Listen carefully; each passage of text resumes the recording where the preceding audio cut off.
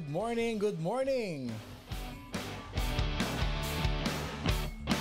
Good morning, church family. Good morning, morning devotion family. How is everyone and how is everybody? I hope and pray na lahat tayo ay nakapagpahinga ng maayos, nakatulog ng mahimbing kagabi because today is another day that the Lord has made. We will rejoice and be glad in it.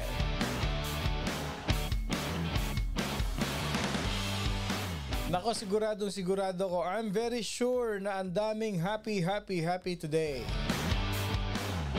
Because today is Friday, Biyernes na naman po at weekend na naman, and we're gonna be enjoying the rest of the day with the blessings from the Lord.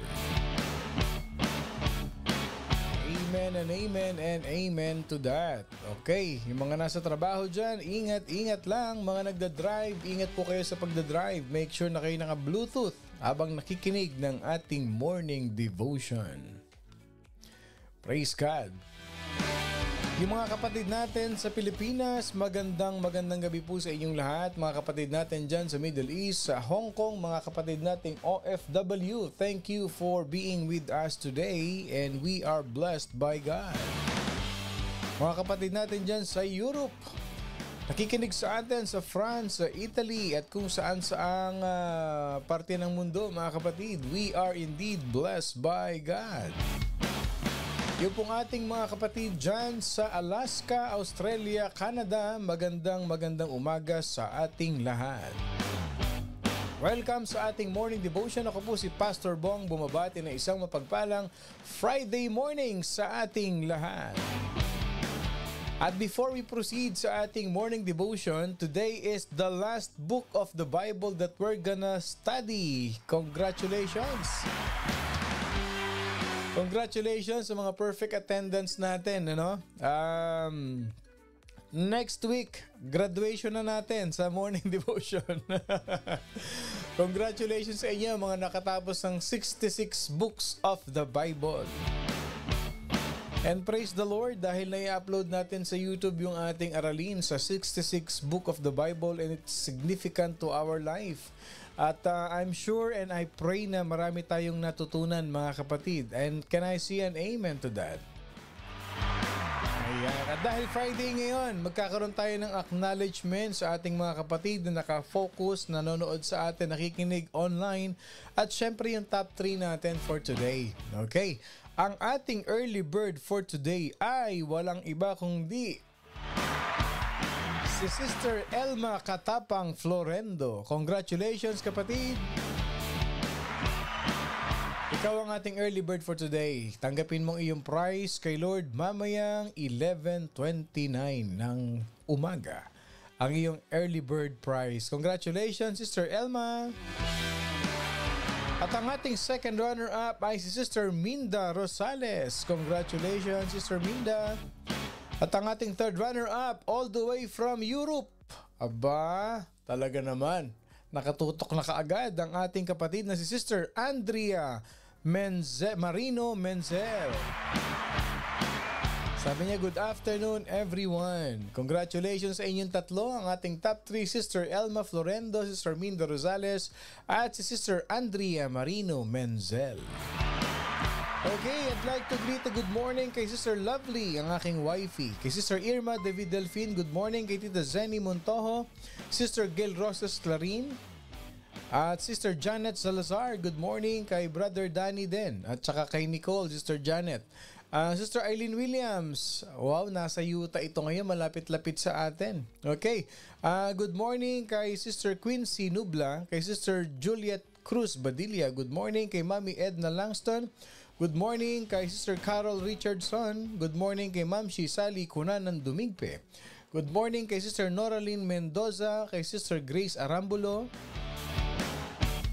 kay Brother Danilo Montojo, kay Brother Nash Adona Binsol. Good morning kay Sister Helen ko, Helen mo at Helen nating lahat. Good morning kay Tito Manuel Manny Manalo, kay Sister Gloria Alconis, kay Brother Kabsat Dungrit, kay Marjorie de Guzman, good morning. Good morning din kay Sister Aurora Dichosa, good morning. Kay Sister Sophie Sanchez Teves, Kay Brother Joseph Concepcion, good morning. Kay Sister Nanay Nida Avenilia Carrijero, good morning. Ayan, good morning din kay Brother Ray Gabriel, shout out. Kay Tita Fides Isaac, good morning, good morning. Ayan, kay Sister sino to? Okay, Sister Narisa Mendoza Marshall, good morning Sister Narisa. Sabi ni Nash, good morning Pastor Bong, watching from work, God bless. Good morning kay Tita Thelma Ibuan, kay Sister Ethel Llanera, good morning kay Vel Tolentino, good morning. Good morning kay Mami Corazon Puno, good morning kay Sister Riza Dionisio Jose, kay Sister Gina Marie Conejero, get well soon. Okay, greetings po from Sis Holy in Power, nasa Rema Bible School po siya now with her husband. Oh wow, nasa Rema Bible School. Good. Kay Kuya Sunny Clarin, good morning. Kay Sister Dory Manahan, kay Sister Ophel, good morning, good morning. Okay, good morning din. Dito tayo sa kabilang page natin. Kay Sisters, kay Pastor Vilma Gallo, good morning. Kay Sister Maritas Agustin, kay Sister Shirley Nomorosa, good morning. Kay Ate Reggie Paredes. Kay Doktora Casey Sagun, good morning. Kay Sister Faye Miranda, good morning. Good morning kay Sister Desiree. Good morning sa iyo kapatid. Kay Sister Lily Rosario, magandang umaga. Kay Tisoy Room, good morning din. Kay Sister Jackie Barbosa, ganda ng kanyang comment, TGIF. Good morning Pastor Bong and God bless po. Ayan, okay. Kay Sister Rosie Anin, good morning. Good morning kay Sister Catherine Kakapit at kay Sister Nilda Short. Good morning kay Sarah May. Magandang umaga kapatid. Thank you for tuning our morning devotion today. At sabi nga ng ating magic word for today, mahal na mahal kita Panginoon, kailanman hindi kita ipagpapalit.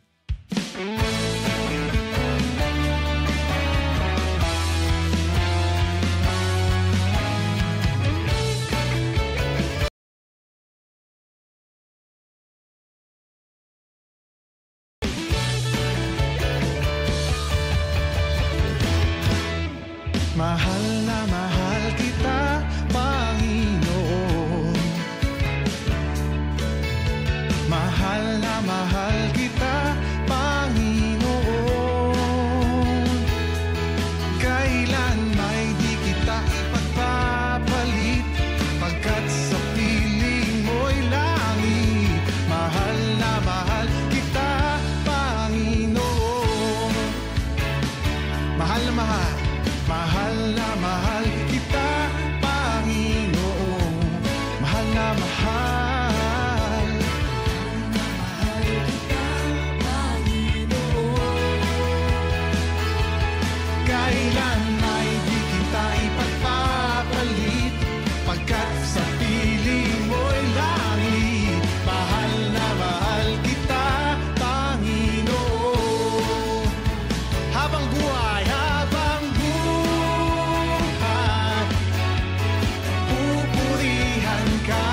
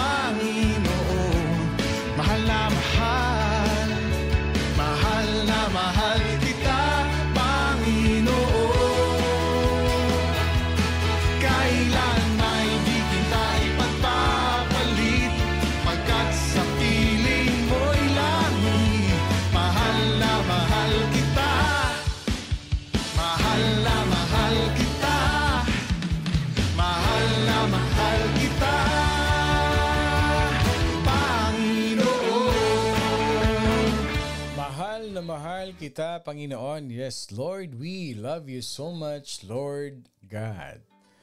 Kindly share this link to your friends and family at itag po natin ang ating mga mahal sa buhay so that they can hear as well the powerful revelation, the powerful message of the Lord for us today and the coming days. Mga kapatid, itag po natin sila dito sa ating morning devotion.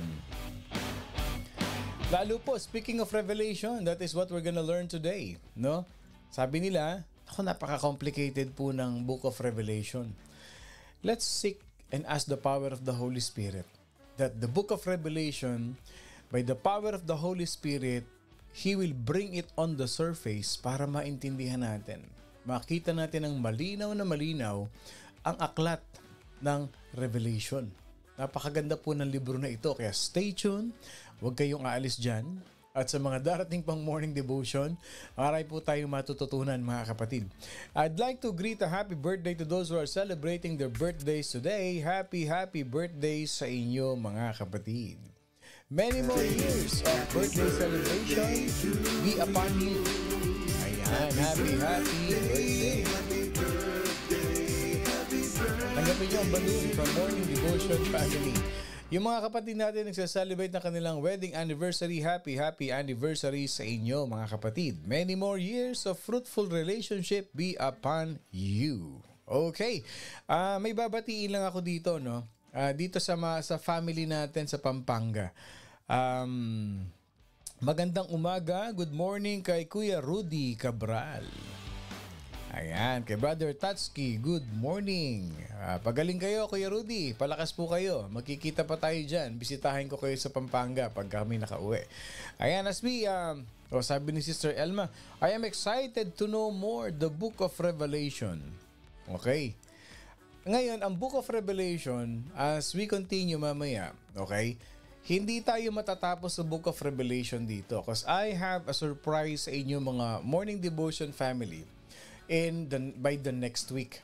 Okay? So matatapos ang ganda nung sequel natin, yung pagkakasunod-sunod natin ng 66 books of the Bible.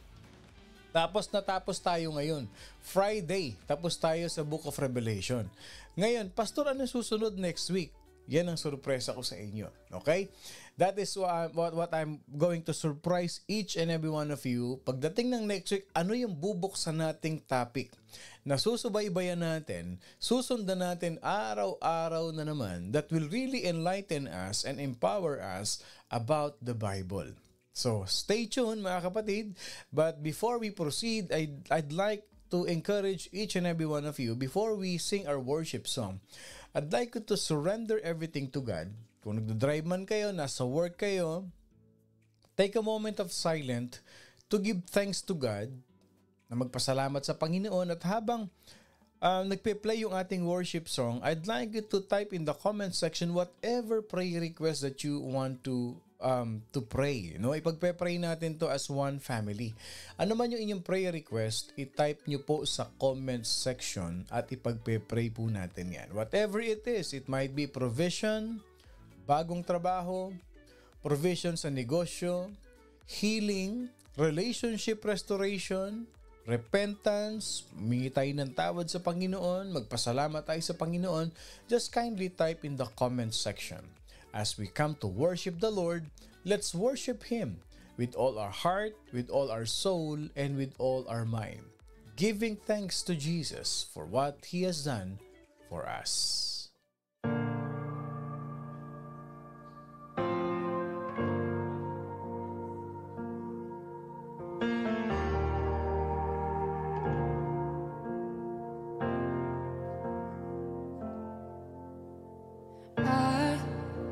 Was rich, I remember who I was.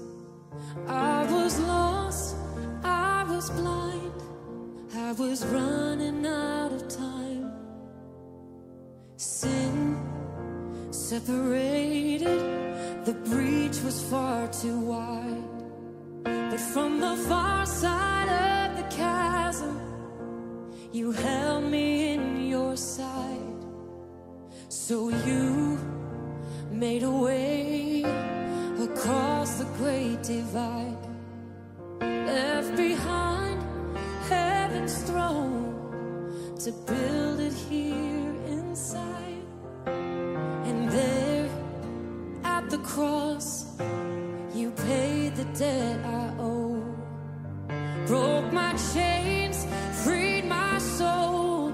For the first time I had hope. Thank you, Jesus, for the blood applied.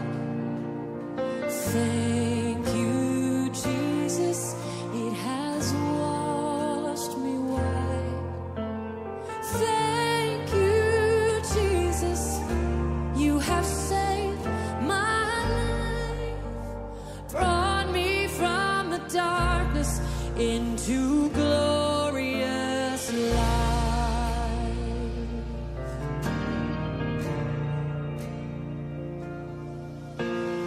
You took my place, laid inside my tomb of sin.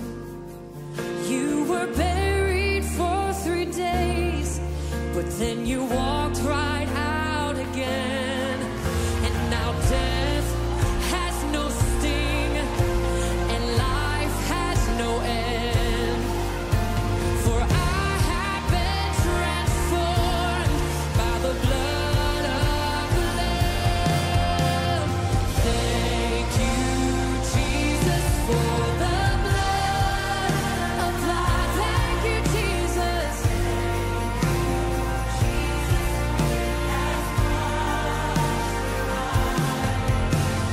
Thank you, Jesus, you have saved my life.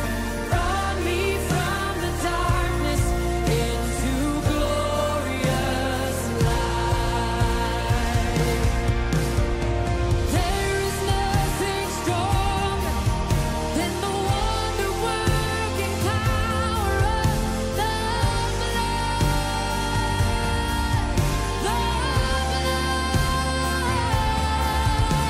that calls us sons and daughters.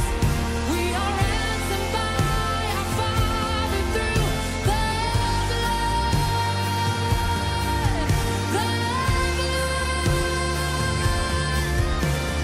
There is nothing stronger of the wonder-working power of the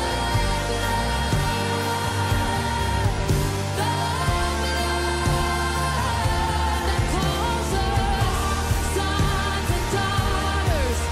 We are ransomed by our Father through the blood.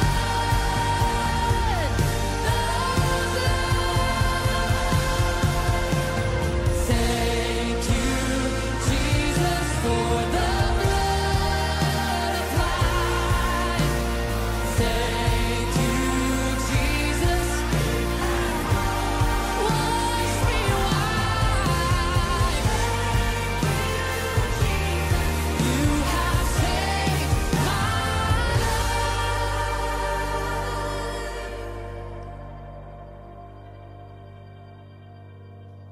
Brought me from the darkness into glorious light.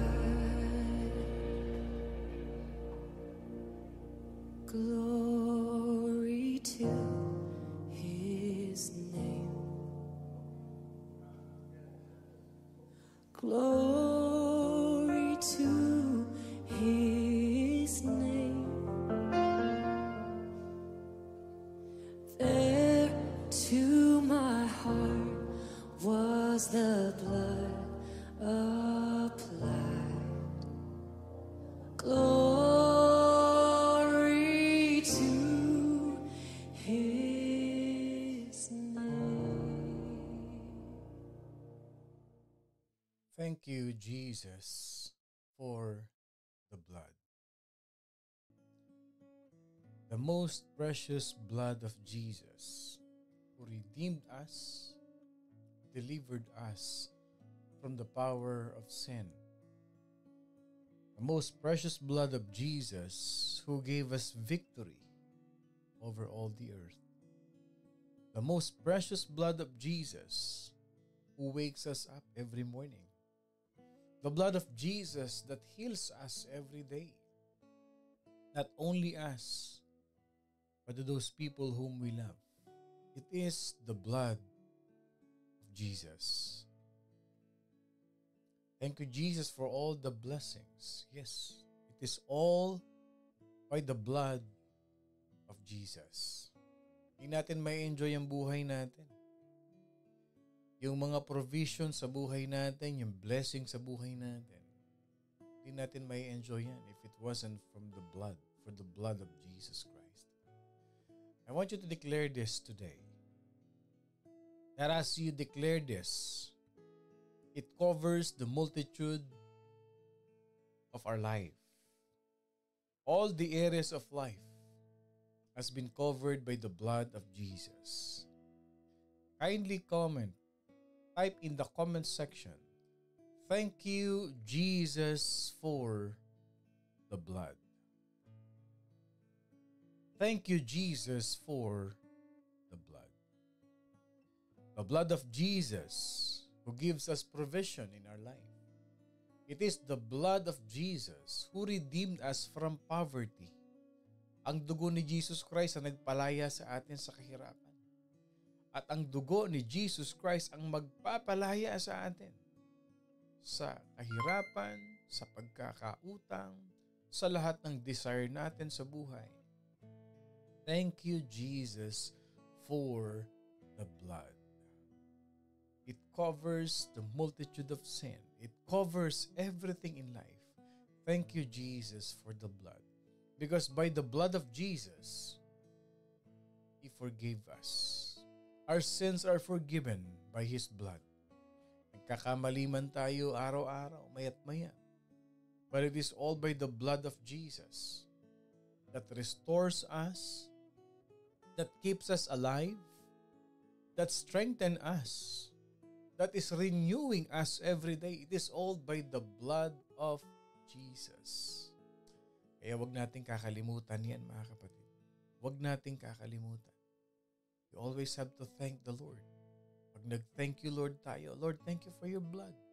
Sa maghapon, Lord, sa isang linggo na to, iningatan mo yung trabaho ko, iningatan mo po ako sa pagdadrive ko sa araw-araw. Iningatan mo, Panginoon, yung business ko. Iningatan mo yung family ko, Panginoon Diyos. Yung nanay ko na malayo. Iningatan mo po ang mga kapatid ko. Thank you, Lord, for the blood. The blood that covers the whole world. Let us pray. Heavenly Father, we thank you and we praise you and we worship you today. This powerful Friday morning that you want us to enjoy. Salamat, Panginoon, sa pagmulat ng aming mga mata. That the moment we open our eyes, Lord God, we can really feel the presence of your power in our life. It is indeed a miracle sa buhay namin na nagising kami, Panginoon. Ginising mo kami, binigyan mo kami ng panibagong buhay. At hindi lang panibagong buhay, Panginoon Diyos, panibagong kalakasan. Dahil ngayon pa lang, Lord, dinideclare na namin in the name of Jesus and by the blood of Jesus, we are healed in Jesus' name. If you are feeling down, if you are feeling under the weather, may nararamdaman kang hindi maganda sa katawan mo, kindly type and declare this, I am healed in Jesus' name. May pinagpe-pray ka, anak mo, family mo. Declare this, they are healed. Healing in Jesus' name. There's nothing impossible with God. Walang imposible sa Panginoon.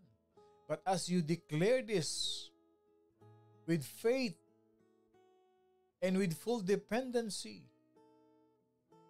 walang pag-aalinlangan, kapatid. Dineclare mo, magaling na ako. Magaling na yung kapatid ko. Magaling na yung asawa ko. Magaling na yung anak ko. We are healed in Jesus' name. Believe in your heart. The Holy Spirit will move in your life. That as you believe that by the blood of Jesus, you have been set free from poverty. Lord, itatawid mo ako, Panginoon. Ibe-bless mo ang morning devotion family. Pagpapalain mong bawat isa. Dahil Lord, sa buhay namin, Ikaw ang una. At nag-iisa ka na Diyos na buhay sa aming pamilya, sa aming buhay. Salamat, Panginoon, as we start the day right by praising you, worshiping you, Jesus Christ. I claim and we receive, Lord God, provision, healing, and favor in the name of Jesus. Lahat ng anak mo na nakikinig ngayon, lahat na nakikinig ng morning devotion, Lord, ibuhos mo, Lord, ang pagpapala. Lahat ng makakapakinig pa nito, Panginoon Diyos, Lord, we are healed and we receive your provision in our life. Mga nagpe-pray ng bagong trabaho, I receive new job, better opportunity in life because you are our Lord. At ang gusto mo, Panginoon, masaya ang mga anak mo. Ang gusto mo, Panginoon, pinagpapala mo mga anak mo. Ang gusto mo, Lord, pinagagaling mo mga anak mo. And it can only happen if we hold on to your promise and that faith in us, Lord God, is anchored in your name, Jesus. Salamat po, Panginoon. Ingatan niyo ang bawat isa. Lahat ng nagpe-pray ng healing, we declare, Panginoon Diyos, magaling na po sila. Magaling na kami. Lahat ng pinagpe-pray namin, healing in Jesus' name. Lahat na nagpe-pray, Panginoon, ng provision this Friday, as this weekend, Panginoon Diyos, Lord, they will enjoy the favor that you will shower upon each and every one of us. In the name of Jesus, we receive it. We receive it with full confidence. Salamat, comfort, strength, and provision that comes from you alone. At salamat, Panginoon Diyos, sa binibigay mo sa aming peace of mind. Salamat, Panginoon Diyos, sa binibigay mo sa aming joy. Yung happiness na nasa puso namin, Panginoon. Maraming salamat. Be with us in every step of the way. Pagpalain mo ang aming mga simbahan, Panginoon Diyos. Pagpalain mo ang aming simbahan sa Carson. Ganon din sa West Covina. And even to those people who have their own local churches, Panginoon, pagpalain niyo sila. Gabayan niyo po ang bawat hakbang nila sa paglilingkod sa iyo. We love you, we honor you, and we praise your most holy name. As we pray all of these things, Lord God, in the name of the Father, the Son, and of the Holy Spirit, in Jesus' mighty name, this is our prayer. And all God's people say, Amen and Amen. Magandang umaga po sa inyong lahat. Ako pong muli si Pastor Bong, bumabati na isang mapagpalang Friday morning sa ating lahat. Today, the last book that we're gonna discuss is in the book of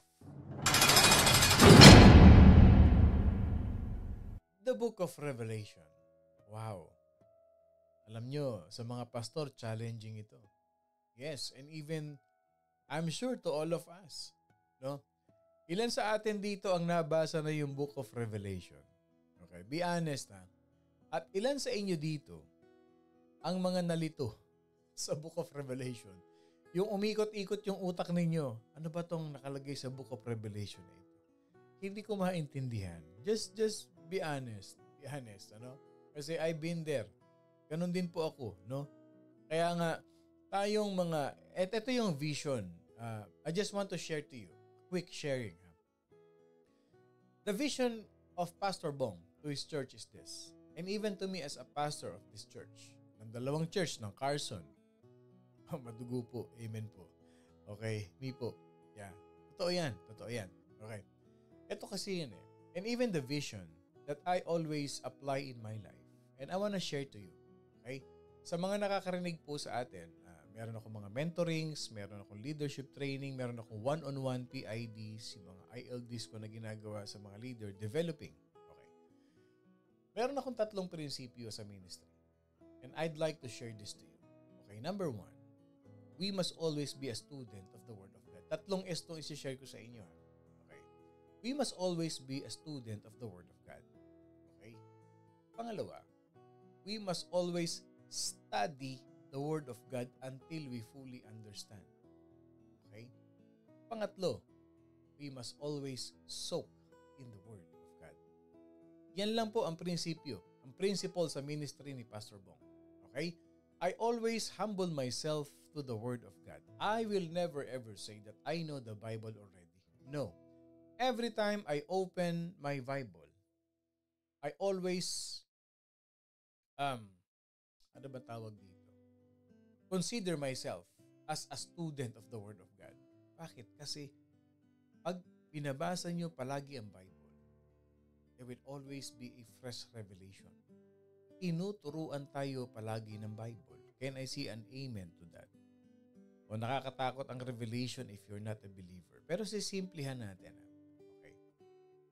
I will teach you today a very simple, logical truth about the book of Revelation.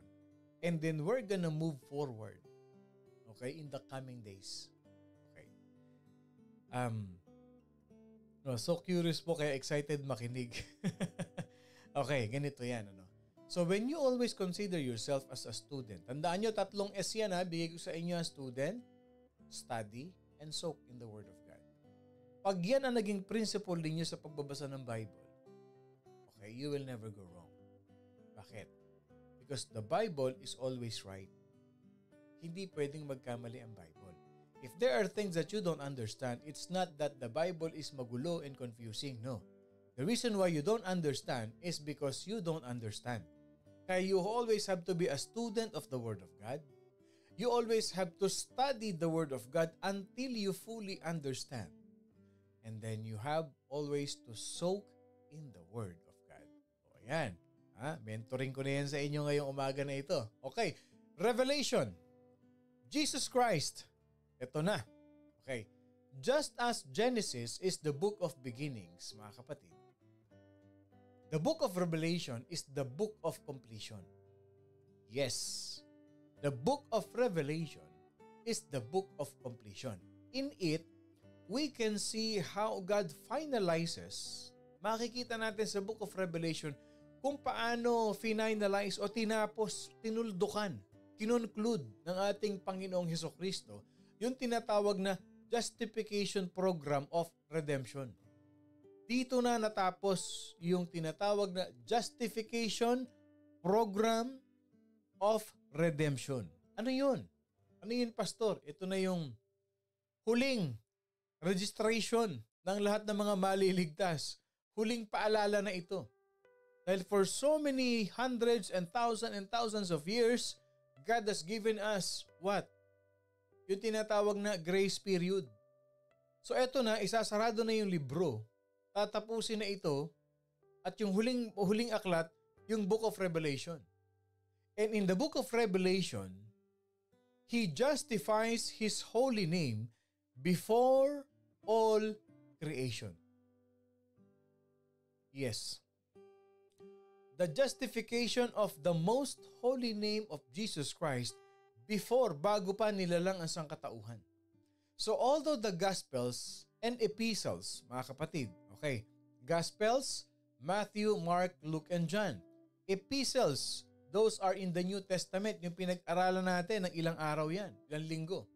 Although they contain a numerous prophecies, even in the Old Testament, ang daming prophecies. Pagdating ng New Testament, ang daming prophecies. Only the book of Revelation of all the New Testament books, okay, focuses on the majority of prophetic events. Ibig sabihin yan, lahat ng mga isinulat sa Book of Revelation nang hiram sila galing sa Old Testament symbols and passages. Yes, the Book of Revelation, the last book of the Bible, mga kapatid, it contains prophetic events. Okay? And those ideas, those events, those symbols came from the Old Testament symbols. Old Testament passages that seems to have a special connection to what book in the Old Testament? To the book of Daniel. Yan. Okay. Book of Daniel, Book of Revelation, makikita ninyo, maraming hiniram si Apostle John. Okay? Na isinulat niya sa Revelation, prophetic events from the Book of Daniel in the Old Testament papunta sa Revelation. Why? Because of this powerful representation, Kasi talaga namang mako-confuse ka dyan eh. Ano yung sabi ng mga comment natin kanina? Nakita ko meron kanina eh. Na vertigo daw si Tita Fides. I, me and myself. Ako po kahit ilang beses basahin. Huwag kayong mag-alala. O pag-pray natin, okay? Na uumpisahan nating buksan ang Book of Revelation at ituturo ko sa inyo yan. Iisa-isahin natin sa inyo. Alam niyo naman ako pagka nagturo, I always consider myself as a student. Okay? I study it until I fully understand and then I soak in the Word of God para maituro natin, ma-share ko sa inyo ng maganda. Pero bigyan ko kayo ng on a side note, okay? Ilan sa inyo dito ang nakakaalam, okay, yung mga symbolic ng Ark of the Covenant? O, ayan ha. Okay, next week, Ark of the Covenant, the symbolism, and all the things pertaining in that Ark of the Covenant at sino yon, para kanino yon, ano yon. Ilan sa atin dito? Can I see an amen? Yung gustong matuto ng Ark of the Covenant, yung maintindihan natin. Pero kung hindi naman, ibahin na lang natin. Okay? So ano yan? Leakage by next week. No, I'm praying na ibigay ko sa inyo yung Ark of the Covenant para maintindihan natin. Okay. Teach parang grade 1 po, Pastor. Okay. Sino sa atin yung interesado sa Ark of the Covenant? Okay. Ayan. Okay. So, because of the powerful representation, sometimes or many times it is very difficult to know, no? In Revelation, bakit ang hirap? O yun, dami nag-amen sa Ark of the Covenant, ano? O may mga symbolism yan. Tuturo ko sa inyo yan. Okay? So ano ibig sabihin nito? Bakit ang hirap intindihin ng Book of Revelation? Kasi yung author nito, mga kapatid, when the author is speaking literally, and while he is speaking literally, he is also speaking symbolically. Alam niyo sa Bible, importante na maintindihan ninyo, matutunan ninyo yung tinatawag na symbolical meaning or symbolism sa Bible. Hindi biro yan, mga kapatid. Hindi biro yan. Okay? Kagaya ng breaking of the bread. Yung bread. Kagaya nung yung sinare ko sa inyo, yung stones ni yung 5 stones ni David. Bakit 5 yung stones ni David? O, di ba? Sino sa atin nakakaalam niyan? Bakit 5 yung kinuhang stones ni David? And why it is significant to our life? Bakit ganun? Maraming symbolical sa Bible eh. Ano yung panaginip ni Jacob? Ano yung ladder? Anong ibig sabihin nun? And allow me to be used by the Holy Spirit to share those things to you slowly as we go along dito sa morning devotion natin. Tignan ninyo ha. Sa Book of Revelation, mababasa niyo yung 7 churches. Wow! In the Book of Revelation, you will see a lot of 7. The 7 churches, the 7 seals, the 7 trumpets. Naku! Ibig sabihin ba niyan? Yung 7 churches, Pastor. Isang linggo yun, aralin natin. Amen. Yung 7 seals, ano ibig sabihin nun, Pastor? Isang linggo na naman sa morning devotion yun. Yung 7 trumpets, isang linggo na naman. Naku, ang dami nating susubaybayan sa Book of Revelation. Mga kapatid. Tingnan niyo yung 7 churches. Yung 7 churches, meron ditong loveless churches. Yung church sa Ephesus. Meron ditong persecuted churches. Yung mga loveless church, tandaan nyo to ha, bigyan ko lang kayo ng mabilis lang ito. Okay. Yung mga 7 churches na binanggit sa Book of Revelation, nag-e-exist ngayon, yes, and yes, and yes. Sino yung mga loveless church? Kami lang ang saved. Hindi kayo. The church is founded, the church is built only for believers and not for unbelievers. That's true. May mga church na ganyan. And sad to say, sinasabi nila na sila ay ref. Yan yun. Those are the churches that the Book of Revelation is number 1 saying, hindi kayo mapagmahal kung batikusin nyo, kung atakihin ninyo yung ibang mga tao na para bang yung salvation hindi para sa kanila. Yung parang ang salvation para lang sa atin lang. Hindi social club ang church. So loveless church in Ephesus. Ano pa? Yung persecuted church sa Smyrna. Persecuted church, yung wala silang ibang naranasan kundi bugbog sarado, panlalait, insulto. Ito yun eh. Ano pa? Compromising church, which is so rampant nowadays. They compromise the word of God. Ito yung mga nagtuturo na don't read the Bible, do not pray. Compromising church yan. They are the church in Pergamos. Ito pa, the corrupt church, na lahat na yata ng mga corrupt at mga pasaway pinagsama-sama sa church na ito.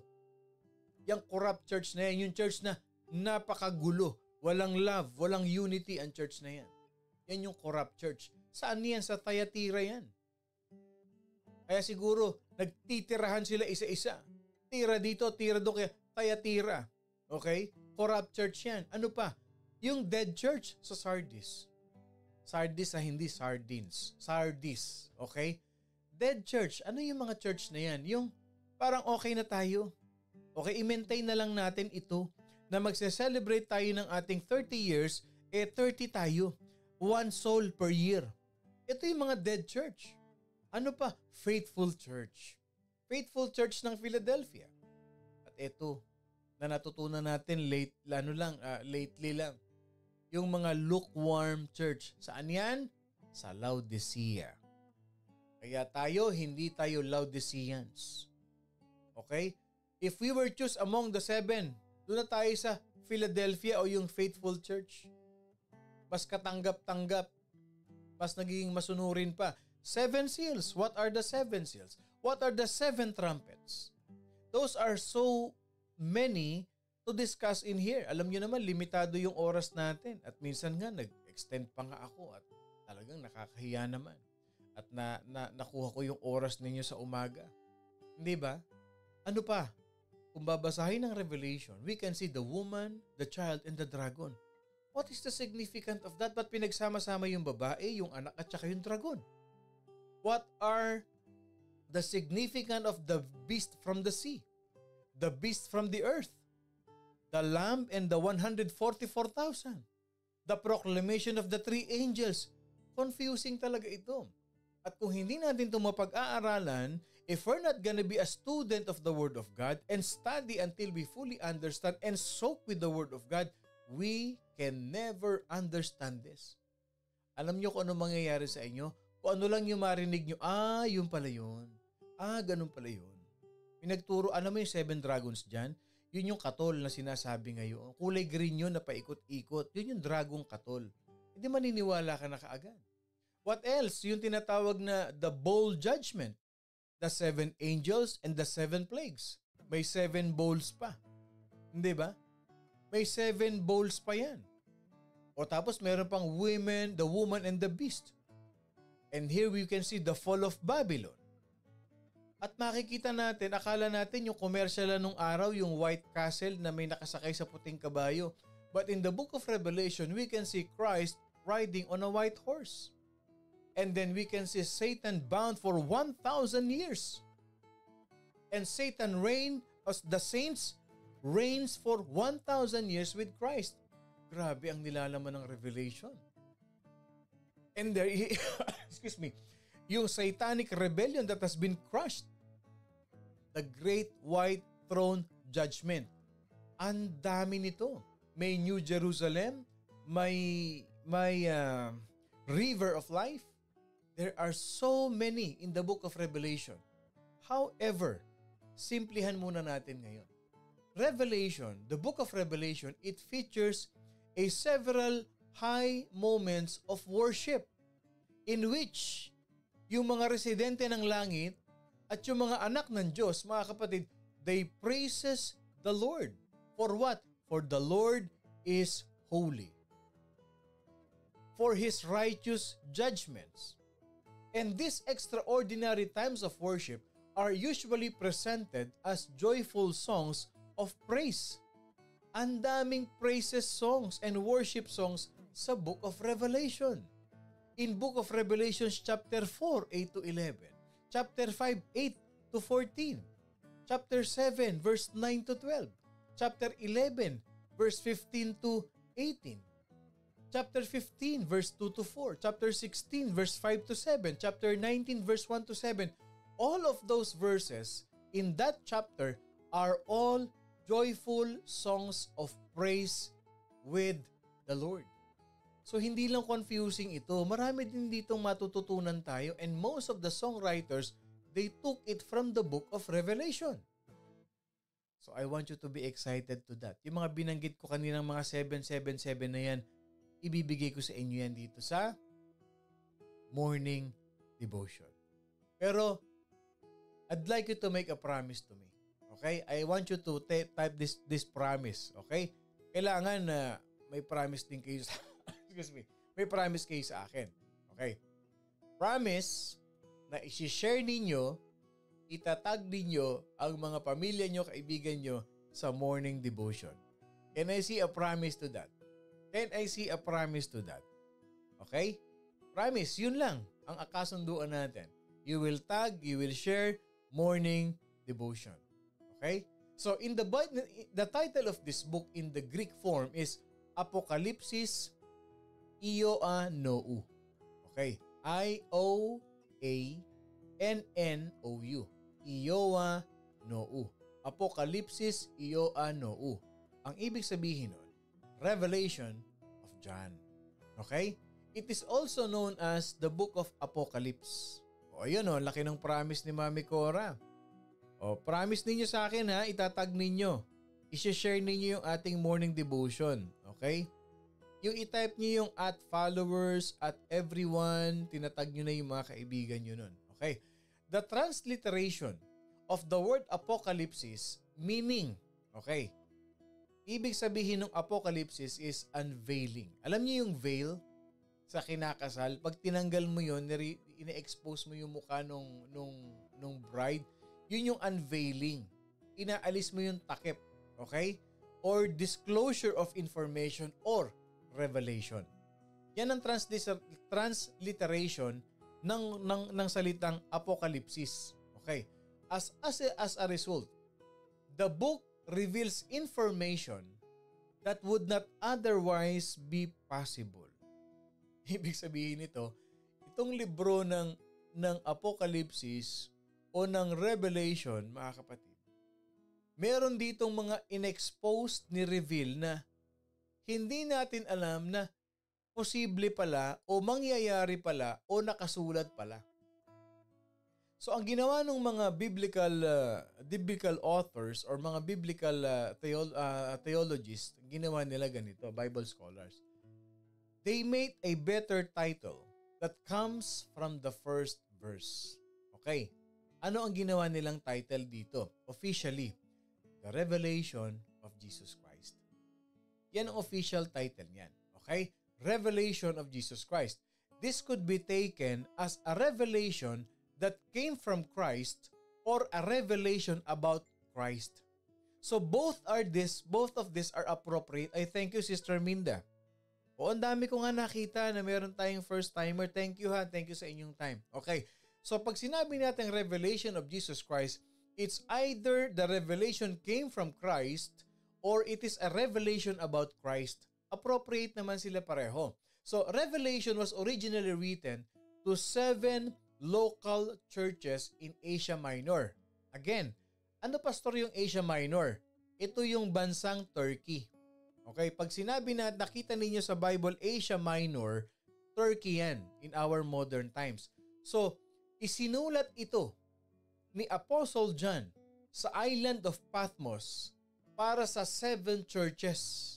7 local churches in Asia Minor. Yung binanggit kong church sa inyo kanina. Para yan doon sa 7 churches na yon. Or the churches in Turkey. But the message of the book of Revelation, it applies to all the Christians all over the world. Ano ang sinasabi ni Apostle John? Jesus Christ is coming again in great power and glory. Kaya pagka ibinigay ko sa inyo, itinuro ko sa inyo ang Book of Revelation, obviously, I am teaching you the second coming of Jesus Christ. O di ba hindi mabigat pakinggan? Magtuturo ako ng end times. Pastor, patapos na ba talaga ang mundo? Nakakatakot naman. Hindi. Ang ituturo ko yung pagbalik ni Jesus Christ. That's how I approach things. Kaya kita niyo yung mga turo natin, although it is a deep doctrine, but when you hear it from me by the power of the Holy Spirit, madaling intindihin. Bakit? In the book of Revelation, Jesus is coming again in great power and glory. At yung kasiguruhan and His certain return, mga kapatid, should motivate us every day to be filled with the Holy Spirit, to have a love in action on His behalf. Ganyan dapat tayo. Since Jesus Christ is coming, we should be living productively in the name of Jesus Christ. Alam nyo, sa Book of Revelation, binigyan tayo ng warning dito ni Apostle John. It revealed to us. Anong sabi niya sa Revelations 22:18-19? For I testify to everyone. Makinig kayo ha. At good, very good ang morning devotion family. Kasi sabi sa Book of Revelation or the end book ng Bible, for I testify to everyone who hears the words or the prophecy of this book, if anyone adds to these things, God will add to him the plagues that are written in this book. And if anyone takes away from the words of the book of this prophecy, God shall take away his part from the book of life, from the holy city, and from the things which are written in this book. Nakakatakot, hindi ba? Ang salita ng Diyos, huwag mong dadagdagan, huwag mong babawasan. Kaya kailangan mong palagi ng triple S. Student, study, and soak. Okay? Student, study, and soak. Huwag kang maging student ng kung sino man na nagtuturo ng mali sa Bible. Okay?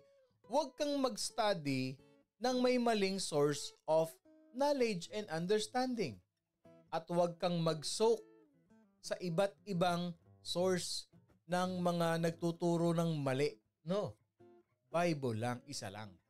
Sabi ng Bible, pag dinagdagan mo ang nakasulat sa book, sa Word of God, dadagdagan niya yung plagues na dadanasin mo sa buhay mo.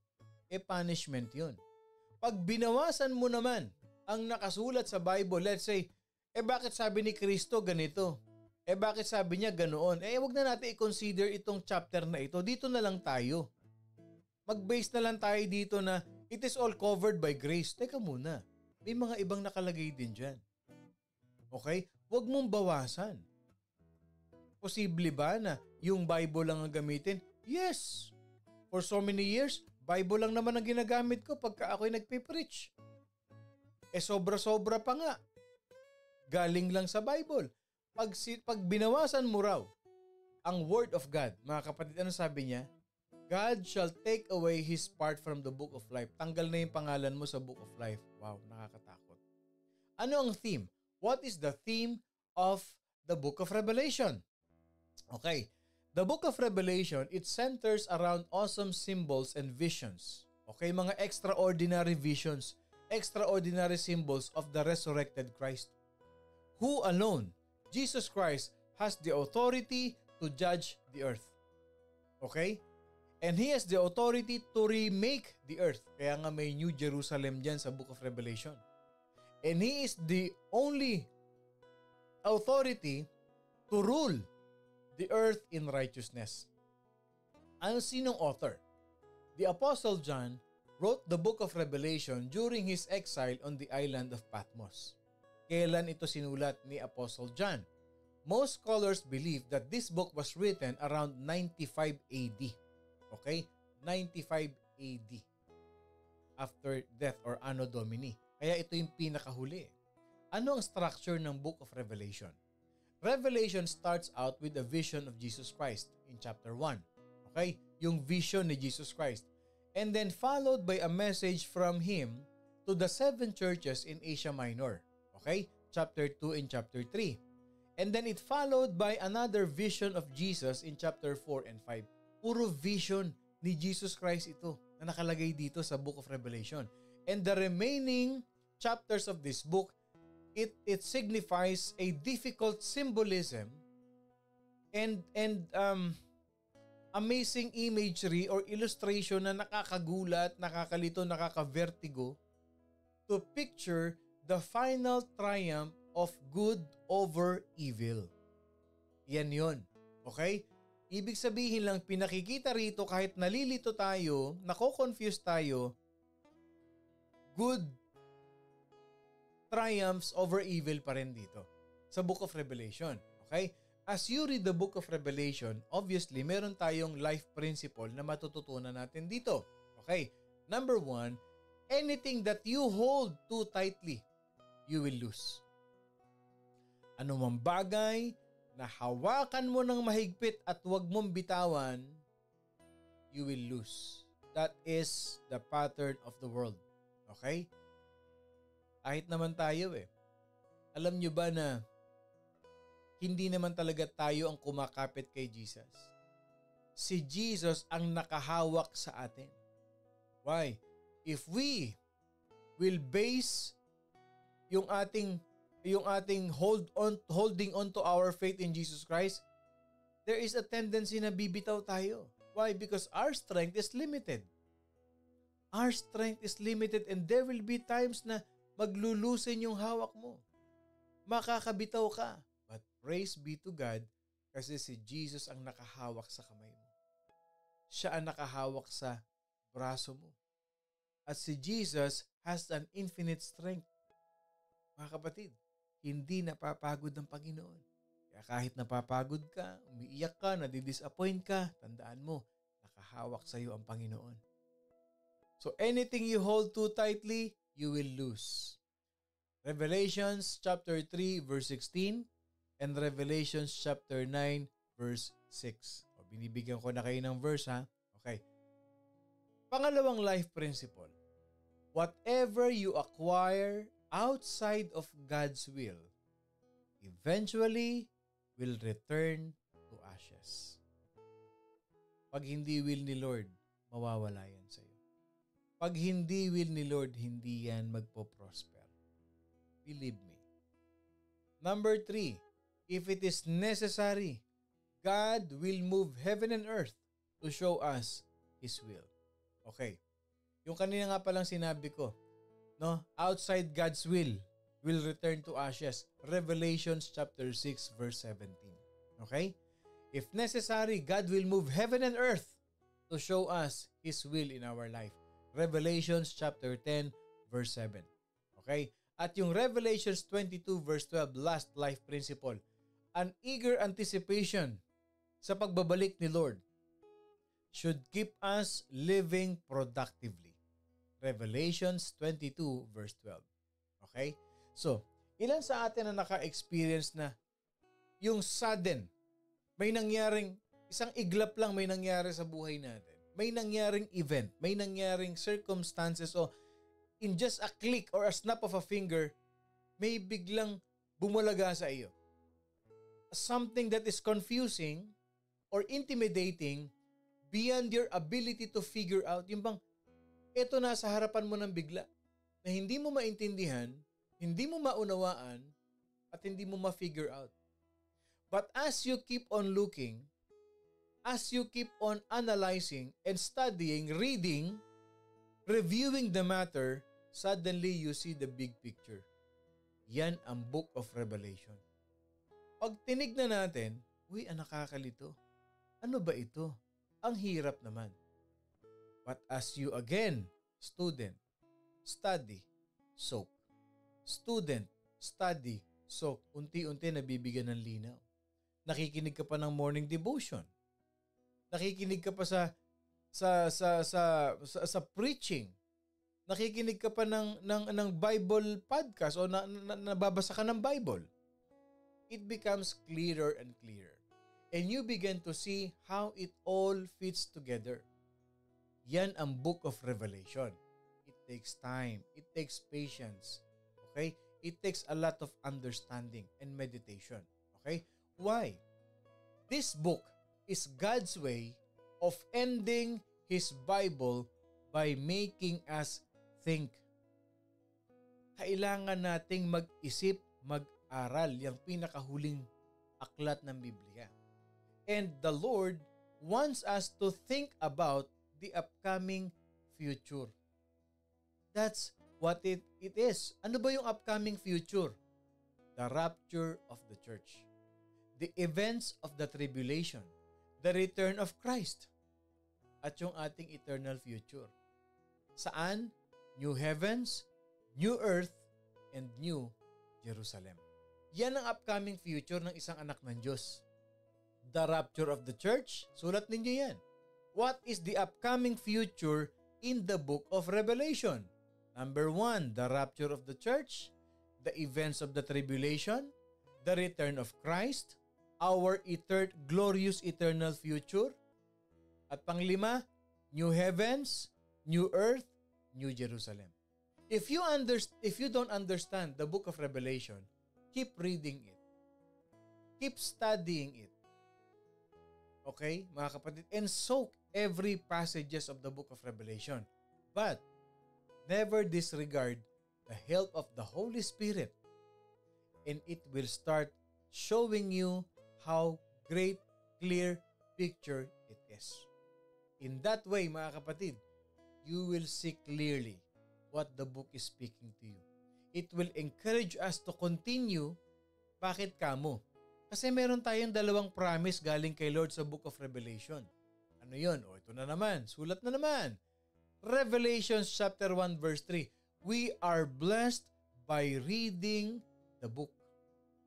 Nabe-bless na tayo. Yung magbasa ka lang ng Bible mo, nabe-bless ka na yan eh. Ano yung pangalawa? Behold, I am coming quickly. Uulitin niya ulit. Blessed is he who keeps the words of the prophecy of this book. Tignan ninyo ha. Saan galing yung symbolism, yung symbolic? Sa Old Testament. Okay? Saan galing yung mga prophetic? Old and New Testament. So pag binasa mo ito yung summary ng Old, New. Andito lahat yan, mga kapatid. So if you understand that book, it's a blessing. Kaya blessing pag pinag-aaralan mo, binabasa mo. Why? The events of history are ang tawag doon? Collaborating together. That will lead directly to the return of Christ. Mga kapatid. At lahat ng mga worldly things, lahat ng mga worthless things will be swept away. But those who love Jesus will inherit all of His promises. Nakakalungkot lang ano? Pero mo, ang ganda-ganda ng bahay na pinagawa mo na yan. Ang daming koleksyon ng kotse na yan. Ang daming mong koleksyon ng mga jewelries. Ang daming mga properties. Isang libro na yung titulo ng lupa mo pag pinagsama-sama. Pero ang tanong, madadala mo ba yan? A quick question lang mga kapatid, madadala mo ba yan? Masyado ka nag-focus dyan sa mga yan. Ang tanong, madadala mo ba yan? They are all worthless. They will all be swept away. But those who love Jesus will inherit all that He has promised. That's true.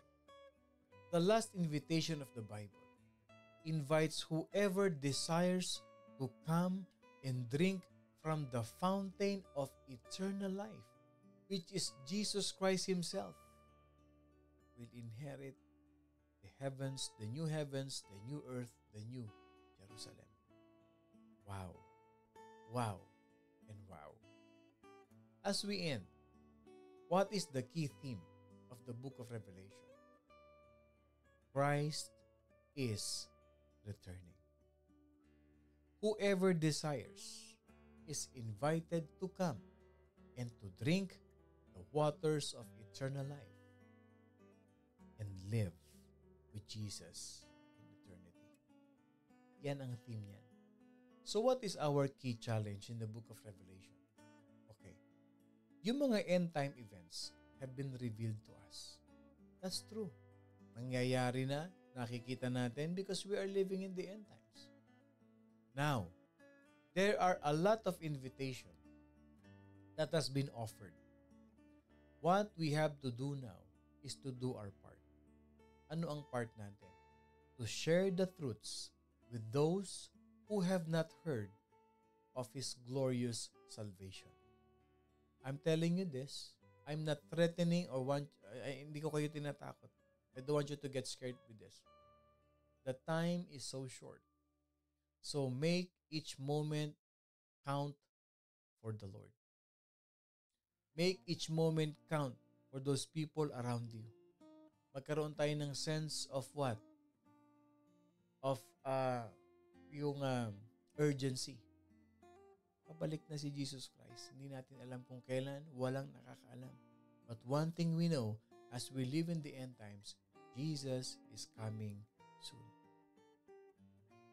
He is coming soon. What is our key verse for today in the book of Revelation? The verse for us is this. Revelation chapter 1, verse 3. Blessed is he who reads and those who hear the words of this prophecy, and keep those things which are written in it, for the time is near. Blessed is he who reads and those who hear the words of this prophecy, and keep those things which are written in it, for the time is near. Revelation chapter 1, verse 3. Hindi po nagbibiro ang Panginoon.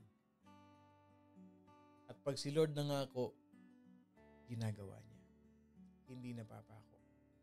So pag sinabi ni Lord na babalik siya, babalik siya. Ang tanong, nasaan ka pagbalik niya? Kapatid, kung first time ka nakikinig ngayon, and you want to enjoy the riches of heaven which can only be found in Jesus Christ, kumakatok si Lord sa puso mo ngayon. Papasukin mo si Lord, tanggapin mo siya, and receive the gift of salvation. Be part of the family.